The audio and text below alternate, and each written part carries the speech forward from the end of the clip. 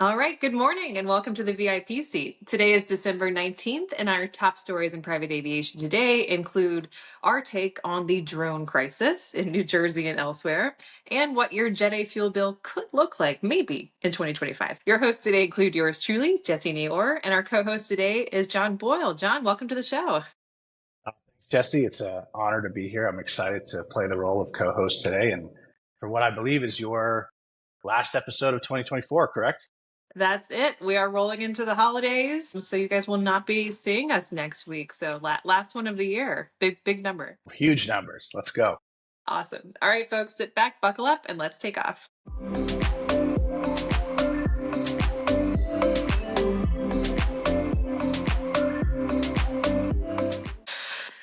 All right, John. Well, we have to get this one out of the way because this is what everyone's talking about and texting me about and calling me about too, because, we're in the business aviation world, so we're a little closer to the drones and eVTOLs and all those things out there.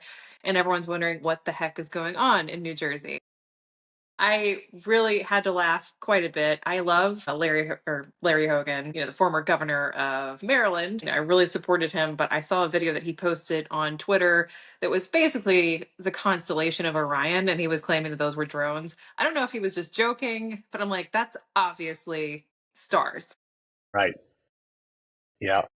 So what do you think on the top here? Well, listen, I actually, even just recently, as 2 days ago, my oldest son, Jack, a news story came on about the drones, and he's 17 years old. And he looked at me and said, "Hey, Dad, what do you think about this?" And I said, "Buddy, I wish I had a better answer for you." And in general, my thesis is I wish somebody would come out and give some sort of productive or logical explanation for what it is. But I mean, there's so many places to go. I know this is a serious topic, and we'll get into it, but we have to give some recognition to the internet creators out there and all the great memes that exist with these things. Everything from the New Jersey Guide to Aircraft Identification, where the silhouette from everything from a 747 down to a Cessna 172 is labeled as drone. And an AI generated image of McDonald's getting delivered via drone to a certain former New Jersey governor. But, it's all over the place. It's taken everything by storm. And I don't know if you had an opportunity last night to see the golf match between Bryson DeChambeau and Brooks Koepka and Scotty Scheffler and Rory McIlroy out in Vegas, Shadow Creek. And actually, special shout out to a co-host alumni of the VIPC, Jack Lambert. They had a nice sponsorship deal for the event.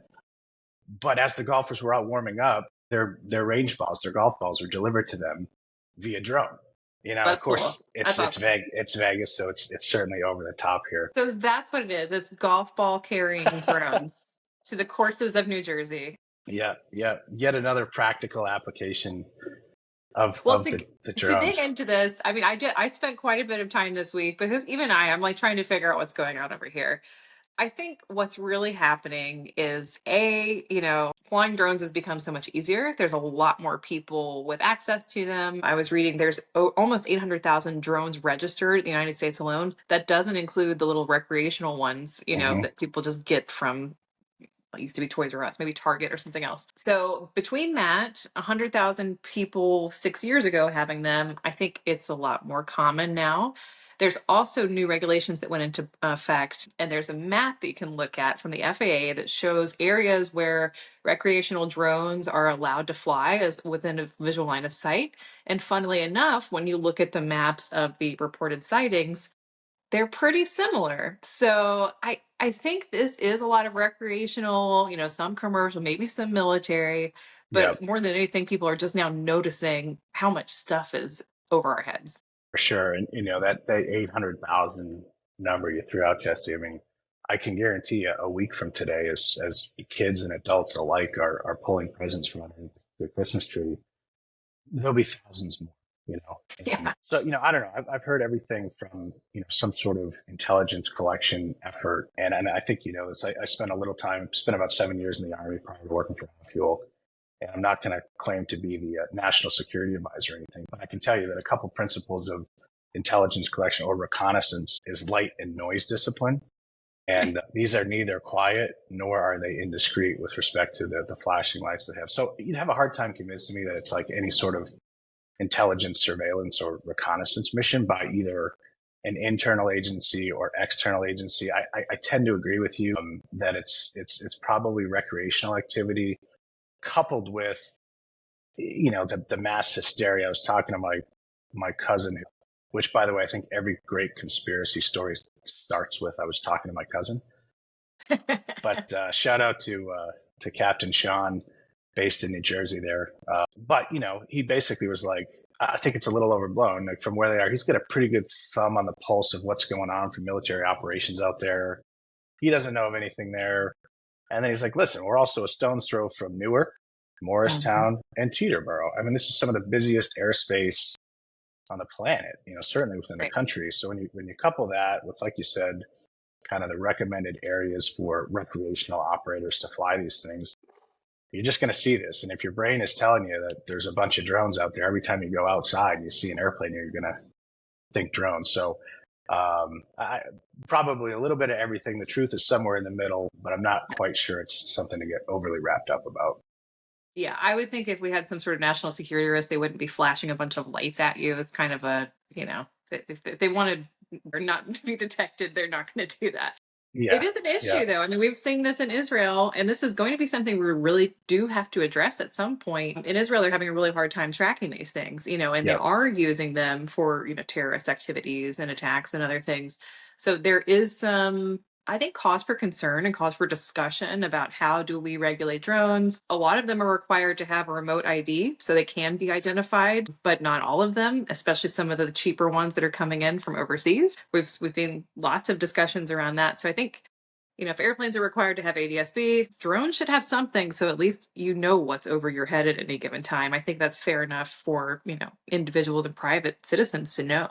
Yeah, I agree with you. I think that remote ID thing is, certainly something we've been hearing a lot about this week. Mhm. And what's interesting though is it indicates that the remote ID will kind of give you an idea of what the system is, its altitude, its direction, its speed, but it doesn't necessarily tie it to anybody's personal information, which is interesting. You'd think that if they're going to go through all the trouble to do that, you might want to register it to a person, so at least you have some sort of idea of who's operating it in the event that it's not where it's supposed to be. And that person can be called and say, hey, are you aware that one of your systems is in a no-fly space or something like that, to try to get it out of there in some sort of civil manner.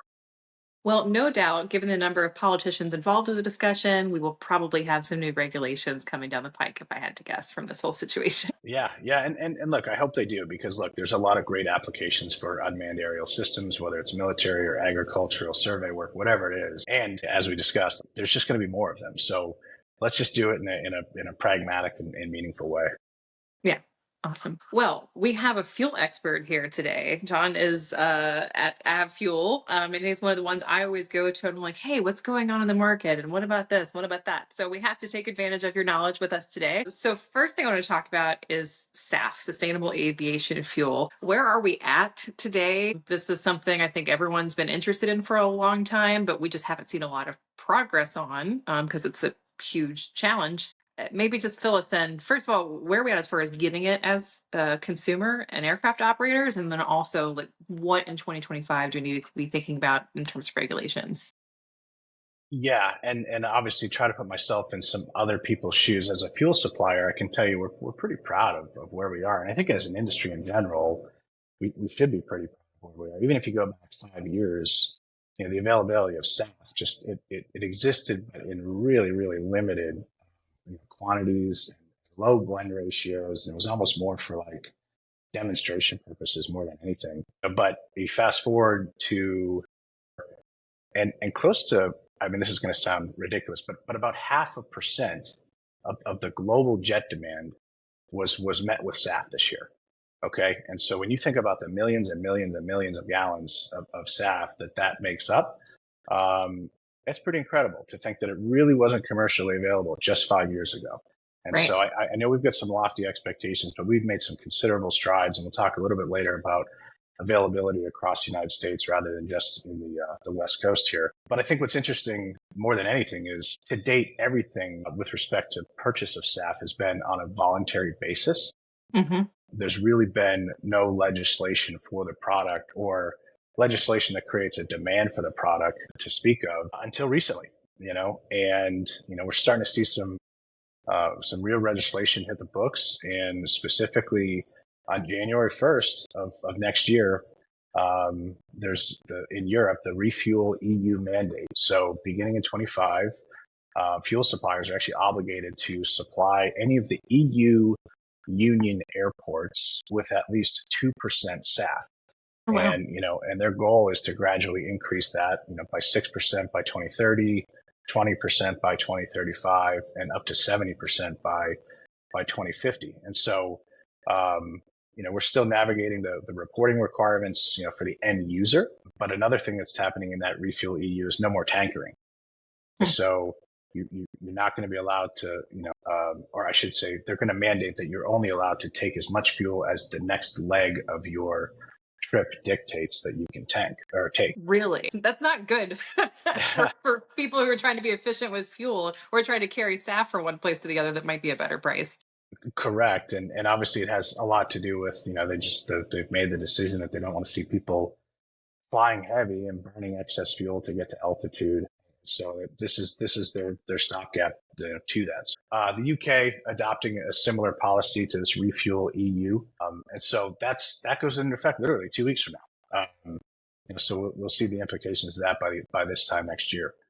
And then a little closer to home, we got a couple things here. Back in April, this SEC climate disclosure was making some headlines. Now it's currently on hold, and it's pending kind of some judicial review. A lot of people fighting this in the courts, but the basics of this was, for any what is referred to as a large accelerated filer. So publicly traded companies with a market value of shares held in the public of over 700 million. They're going to have to start to report on their scope 1 and 2 emissions in 2026, but for the year 2025. So while it doesn't really start next year, it kind of does. They're going to start preparing. Yeah. Exactly. And so kind of an important and material change here with respect to SAF is like, now we're getting into a little bit of voluntarily reporting or utilizing into more of a little bit of a mandate. Mm-hmm. Where people are going to have to report on their climate targets and goals, and the processes that they're taking to mitigate those, those climate risks. All right. Yeah. And so again, that's on hold, but really interesting is now you're seeing that that's at the federal level, but you've got California who says, okay, well, we're not waiting for the Fed. We're going to do our own thing. And so the California climate disclosure is similar, but it's for not only public companies, but also private companies whose revenue is over $500 million and they do business in the state of California. And the way they define that is basically if you're paying sales tax in excess of about $690,000, or if you've got property tax exceeding close to $70,000, or if you're paying anybody in the state of California in excess of $70,000.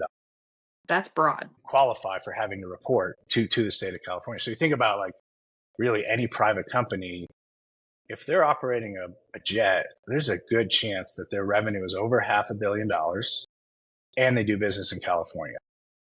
Any fast food chain store, any consumer facing product, it's probably going to be in that bucket. Yeah, you think of like without naming names, your major software companies, your major data and hardware companies, really anybody that operates a jet there. So, similar, you have to report, scope 1 and 2 emissions. And again, like the reporting of what you're doing with it is a little cloudy from what I could tell. But I got to assume, like, if you have to report your emissions, you're also going to want to report what you're doing to offset those emissions as well. So again, just kind of a flip, really, from the volunteer aspect of it to mandate, And so these are the things that I think are going to continue to drive demand for SAF. Yeah. Whereas before, like I said, it was just completely voluntary. Well, and how is this handled? This is the other edge of this that I've heard people discussing is, from a charter operator, an owner, a fractional, what falls into those different scopes. If you were the Nikes, and you chose to charter a plane, which probably isn't, I see. Yeah. Probably isn't likely for Nike, but if you chose to charter instead of own and manage, how do you handle that? And also, is the charter company going to be responsible for giving people these numbers or? Yeah, I don't know. I mean, you look at the definitions of scope 1 and scope 2, and what you just kind of suggested would be scope 2 because it's kind of tied to like work travel that is directly associated with the, performing business functions there.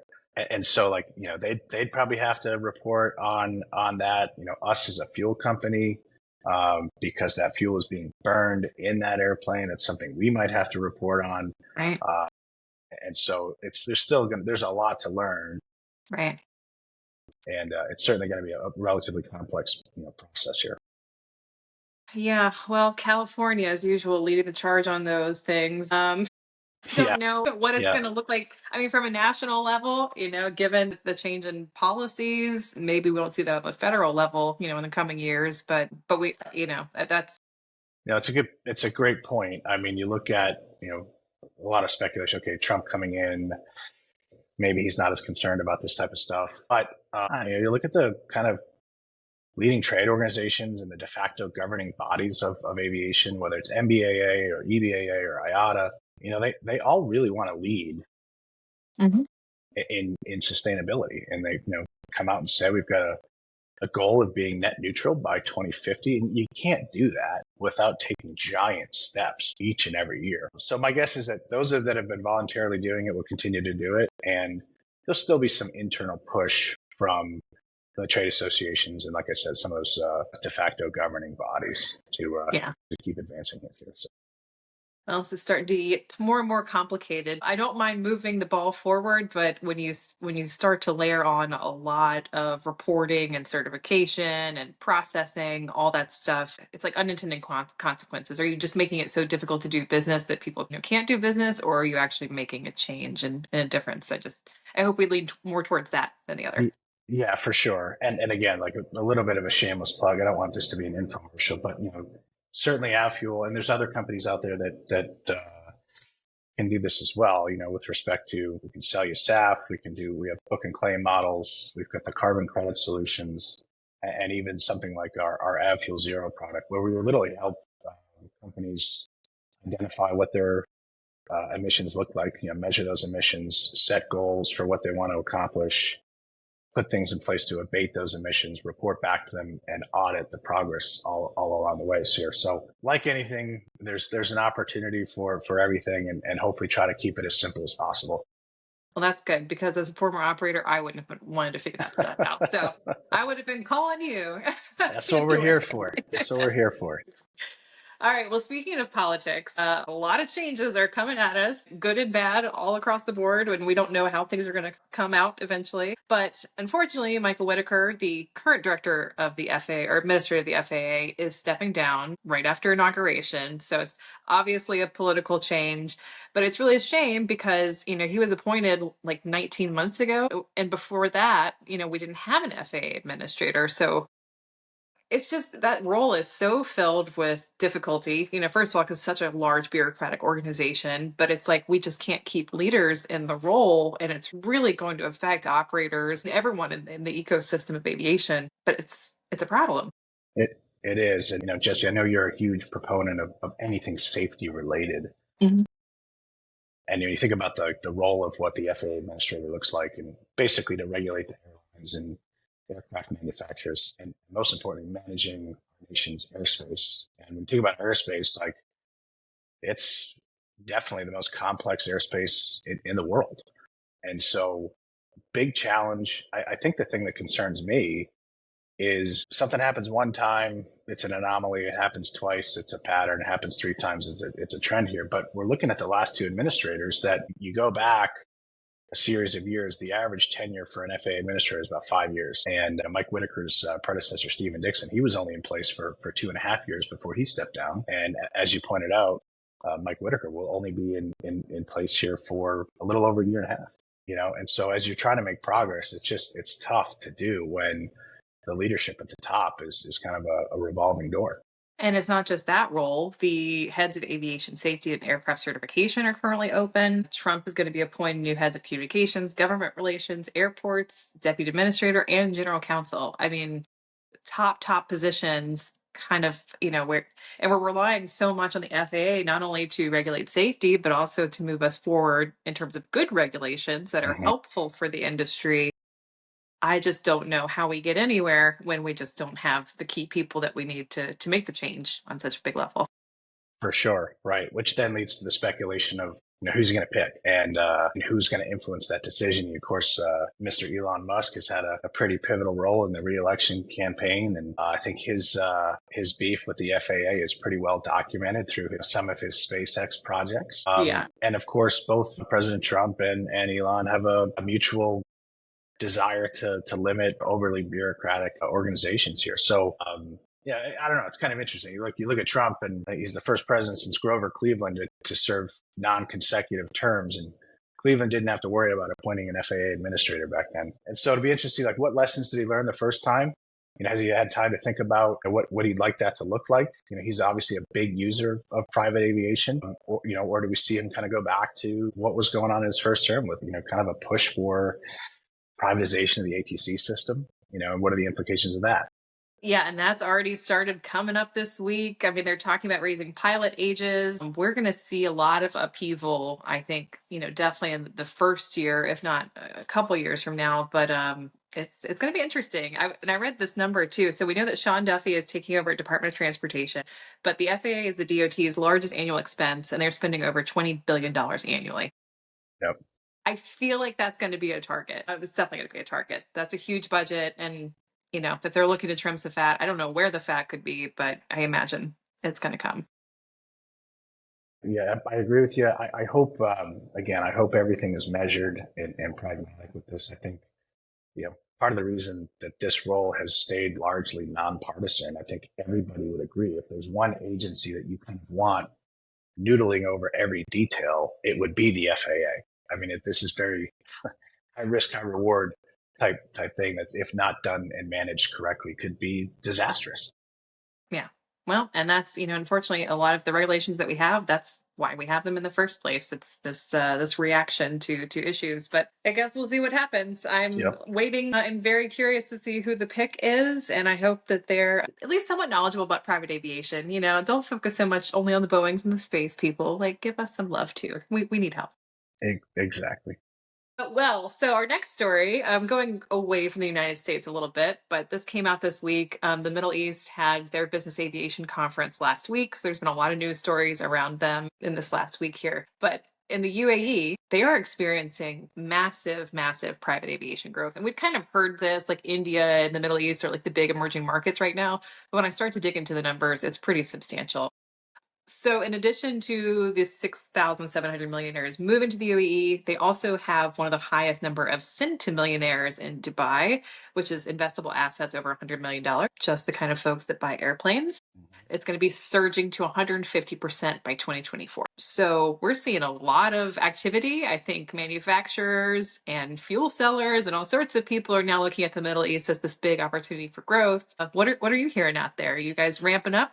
Yeah, you certainly want to pay attention to any of this stuff, and I think you start peeling the onion back, and why are they going there in the first place? And um, like, look, there's no income tax. Long-term residency is not an issue. Getting a visa to stay there for a while with minimal restrictions, pretty easy to do. Very favorable business environment. You've got a very skilled workforce with very little regulation to promote business growth there. And with that, you've kind of seen some pretty major corporations take their headquarters and move it to the UAE. Halliburton did it back in 2007. Mm-hmm. I'm not sure that's a great example to use, but more recently, you look at the Fairmont group of luxury hotels. They moved their headquarters from Paris to Dubai. So you see a bunch of people doing this because it's such a favorable economic and business environment. And then, from a geographic standpoint, it does kind of like it sits halfway in between the East and the West. Right. So it makes like fairly logical standpoint. And then, if you're somebody that's trying to move a headquarters or even just move a family, you kind of get to brag about the luxurious lifestyle from a shopping and dining The and beautiful malls and yeah, amenities. It's exactly. amazing. Yep, the healthcare and education. It's kind of like the snowball effect, right? You list out, you see all those attributes, and if you're a high net worth individual and you're going, geez, like this is a pretty favorable place to live, and they do it, like the more people do it, the more people look at it, and the more people look at it, the more people will execute in doing it. So, certainly something to pay attention to. And your question was, are we ramping up? And of course, we're always looking for like the next hot spot of where can we sell fuel. And I'm not. This is nothing against that what's going on in the UAE here, but like really, it's like, gosh, you just sometimes you got to keep your eyes on the prize, even with the growth that UAE is experiencing with private aviation. Yeah. It's just dwarfed by what goes The on here in the United States. US and Europe is still substantially larger. The Middle East private jet market today is valued at 566 million. It's expected to grow to almost a billion over the next 5 years. But Mm-hmm. in comparison, the US is still 24 billion today, and Europe is 4 billion. So they are growing, but they are still pretty small in the grand scheme of things. But I thought it was interesting going back to our previous story about all these regulations that are going to be coming in for SAF and reporting. Bet you that's not the case in the UAE and the Middle East. So other reasons why people move companies, Mm-hmm. regulations, like people have legs, especially when you're talking about people with the means to do so and the means to travel when they want to travel. Yeah, exactly. Now, look, there's plenty of movement within our industry here, and not just in UAE. You look at neighboring Saudi Arabia, they've got a handful of terminals being built exclusively for private aviation. You Big look at, terminals. Like, there was $100 million project announced last week alone. Yeah, yeah, huge. I was actually just going to bring that up. Gamma, a UK company, Gamma, Mhm. investing 100 million in a new facility in the that Sharaj. Hopefully, I'm saying that right, but Sharaj International Airport there. So, it's certainly not something to ignore, and quite an opportunity if you can find the right niche and the right way to do it over there. So looking at 2025, while we still have our fuel guy here, I wanted to get an understanding for our listeners. What do they need to look for next year? What have we seen over the last year with fuel pricing? And, I like to say it's like good water cooler talk. Like, if you're thinking about, what's going on at OPEC, what's going on in the Permian Basin, what are the things that people need to pay attention to, which will impact, our costs moving forward in the industry next year? It's felt like we obviously get this question a lot, like what's going to happen next year, and I can tell you if I could answer that question with any certainty, we'd be conducting this interview on my yacht in between my rounds of golf today. And so, but it's a valid question, and there's certainly some things that we can look to. Kind of before you can look ahead, you got to look a little bit back. So if we look at 2024, welcome news for operators and FBOs alike. Fuel price is down about 64 cents a gallon on Mm. average from the beginning of the year, to the end of the year. And so when you look at kind of like why did the prices fall? Well, you look at well, they rose in the first place because of some disruptions in the Middle East, right? Um, there was some cargo companies and ships that weren't all that wild about driving their cargo vessel full of jet fuel through the Red Sea. Mhm. All the while, Chinese exports stayed pretty limited. And then, in the second quarter-ish, prices came down as global inventories, because of that lack of movement, started to build in the Middle East, and Asian refineries increased their capacity.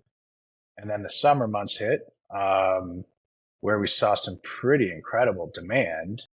But even with that demand, it was still overpowered by the supply and exports out of India and the Middle East. And in general, if you look at kind of what happened this year, jet fuel production was up about 6%, but demand was only up about 5%. Yeah. Okay, and when you look at jet fuel inventories across the world, they were up about 8%. So anytime, obviously, the supply is outpacing the demand, our buddy John Locke would tell us that's when we see prices go down. So that's just kind of a look back. When we look ahead to 2025, some of the factors that people can pay attention to that will impact the price of jet fuel is, you said it earlier. What is the OPEC countries? What are they going to do? What's their policy going to look like? Are they going to keep production the same? Are they going to increase production, decrease production? And then what end up being the geopolitical events that might cause some supply shock? And so closest to home here, you've seen kind of Trump's proposal to tariff imports from Canada, Mexico. Well, most people might be, surprised to learn that almost 20%, a little over 20% of the oil that's refined in the United States comes from Canada. And more specifically, if you look at like the middle of the country, so kind of like the Chicago Midwest markets, almost 90% of the jet fuel that's refined, or the crude oil that's refined in those markets, comes from Canada, versus about 10% in the New York market. So 10% of the crude oil that's refined comes from Canada in that New York market. The rest of it comes up the Colonial Pipeline from Houston or from Europe, which of course doesn't have the tariff here. So if these tariffs go into effect, we could see jet fuel increases from about 30 to 40 cents a gallon, kind of in the Midwest in that Chicago market area, or 10 to 20 cents in that New York market. Wow, that's substantial. Yeah, I mean, that was kind of shocking to me, when I was starting to look at, okay, who's really producing our fuel? Where is it coming from? The US, was finally become a net exporter of fuel for the first time since 1949, Mm-hmm. a couple years ago. So it seems like from Trump's policy perspective, he's drill baby drill, let's increase, but that's interesting to hear that. I mean, look, even if you're increasing capacity, there's still a bottleneck with pipelines, with delivery, Well, changing where it's coming from and where it's going.